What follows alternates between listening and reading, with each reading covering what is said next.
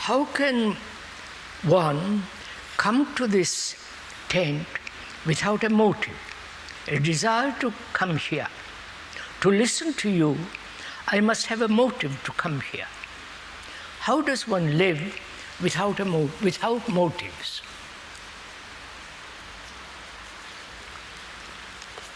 Why do you want to be without motives?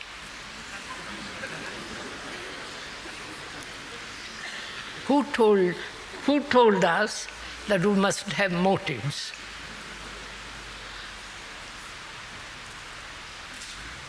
If you have heard the speaker say motives are very destructive, then you are merely repeating what he has said.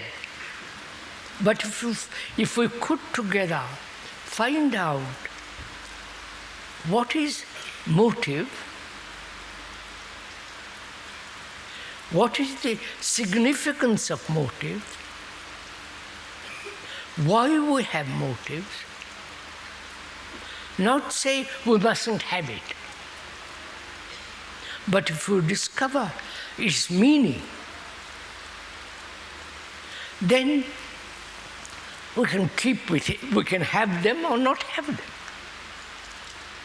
But if you say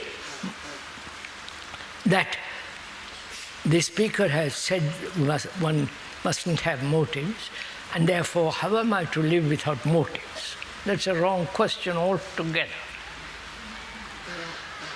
So let's find out together what is a motive. Why we have motives? Why? We are not saying we must not have them. We are saying, why do we have them? The meaning of that word motive means motion, to move. That is, to make us move.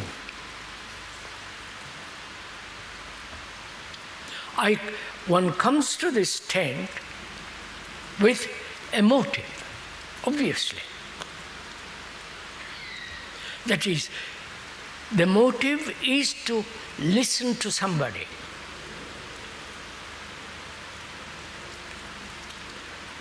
And so you come. But you have never questioned what is your motive, why you have that motive, why you have that desire.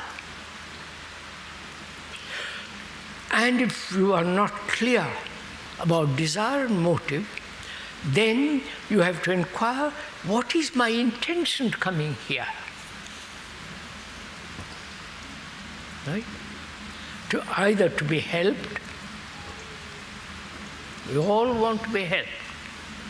It's all our pain, anxiety, misery, all the terrible things we live with. And unless we go into it rather deeply, together,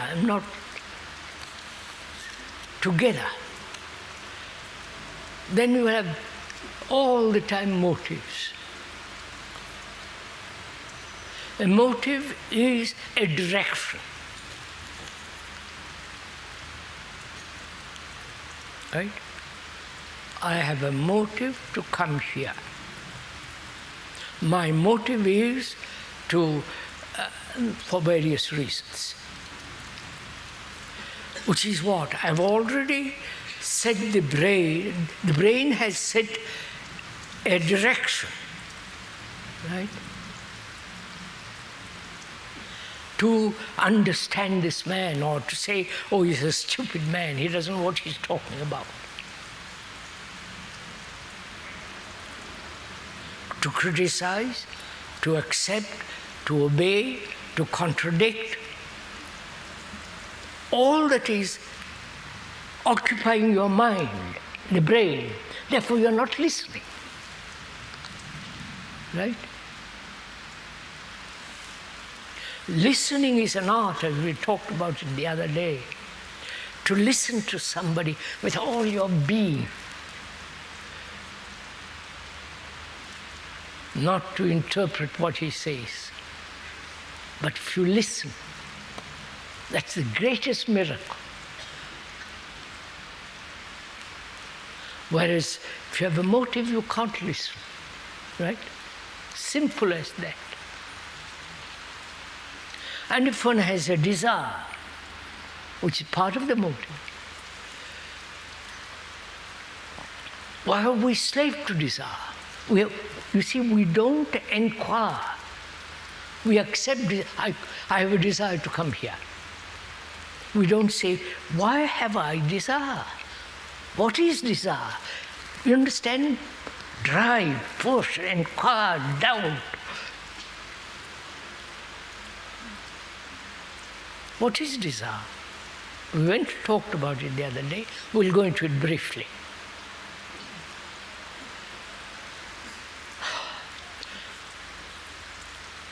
Desire is born out of sensation. Right?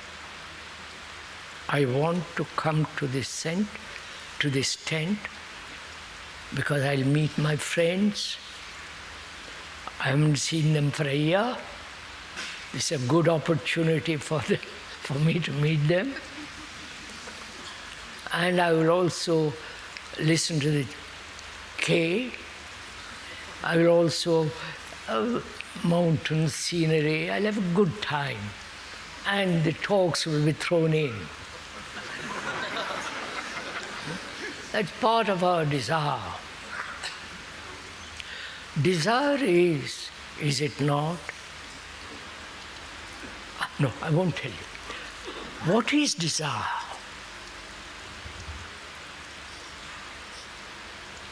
Not that we are saying we shouldn't have desire, or suppress desire, or encourage desire. Desire to fulfill, desire to become something, outwardly and inwardly. So, desire, what is desire? To go into that, one must ask, what is sensation? Right? How does sensation arise? Right? Through seeing something, a beautiful chalet, nice bathrooms and all the rest of it, and a lovely view. The view, the chalet, seeing it brings a sensation. Right? That's natural. And also then, thought says, I wish I owned that chalet. Right? Which is what? Thought giving shape to sensation. Thought giving an image of yourself in that house. Clear? Right? At that moment when thought brings the image of you in that house, at that second desire is born. Right? Clear? Are we? Right? So desire is given shape, sensation. Thought gives sensation to desire. Thought creating the image. You in the car, you owning that picture, or seeing a beautiful man, woman, and so on. Then thought creates the image out of that sensation. At that second desire is born. This is quite simple if you see this. It doesn't require tremendous brains. And then the question is, can sensation and thought with its image of sense, kept apart for a while. You understand? Not immediately take shape. You've understood?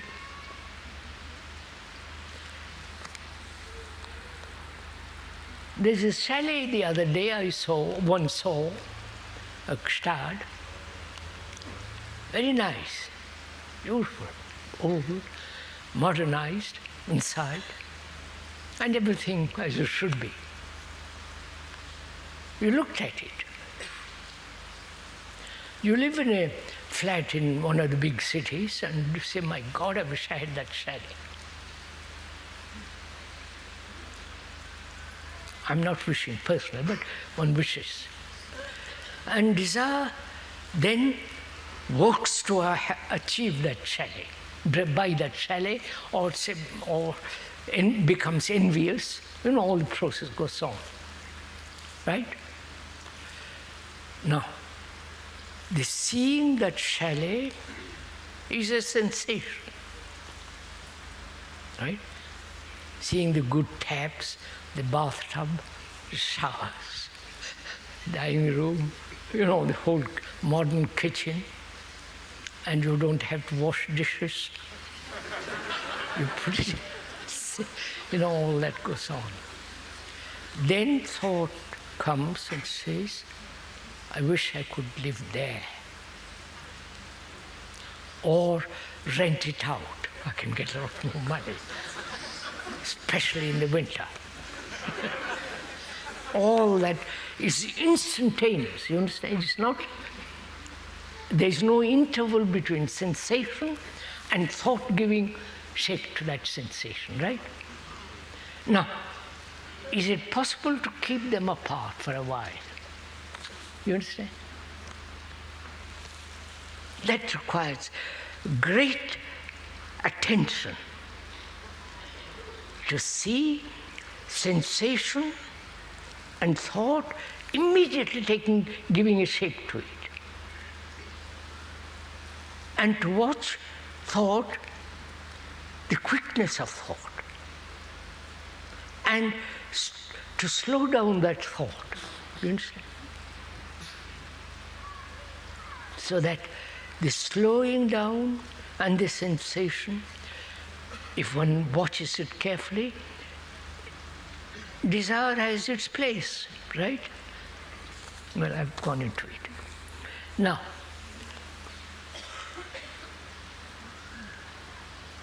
we have motives.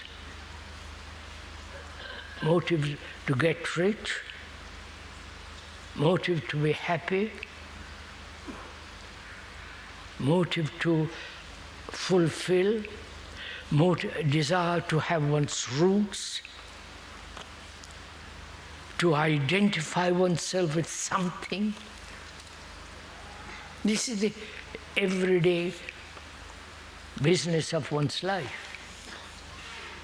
And the motive is always changing.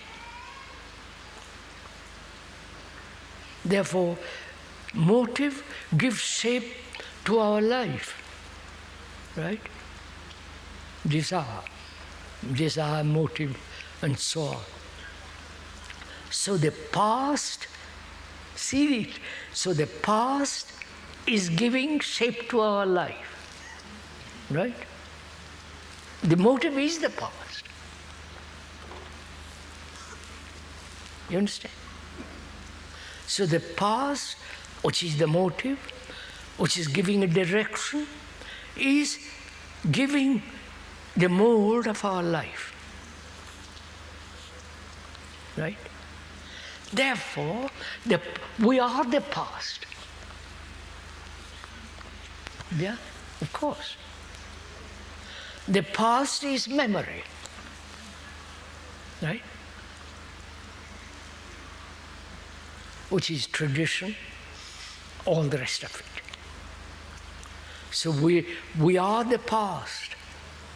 We are memory. Whole series of memories, bundle of memories. And that is the self, the ego. Conscious, and the other thing is unconscious.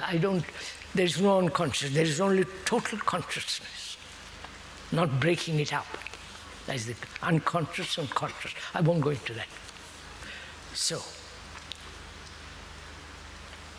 to break this cycle is to understand time. You understand? Which we went into. But as we have motives, which has almost become normal in our life, how can one live without a motive? And we have accepted motives. We never question our motives or invent new motives or justify one's own motives. You understand? But we never go into this whole question of desire, motive, and fulfillment. Right?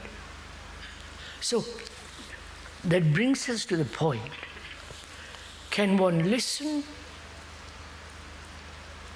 so completely to another, not interpret what the other fellow is saying, or the woman, but to listen so completely, not only hearing with the ear, but also hearing with the inner ear, as it were, so that you are giving total attention. Where there is attention, you don't have to have motive. Right?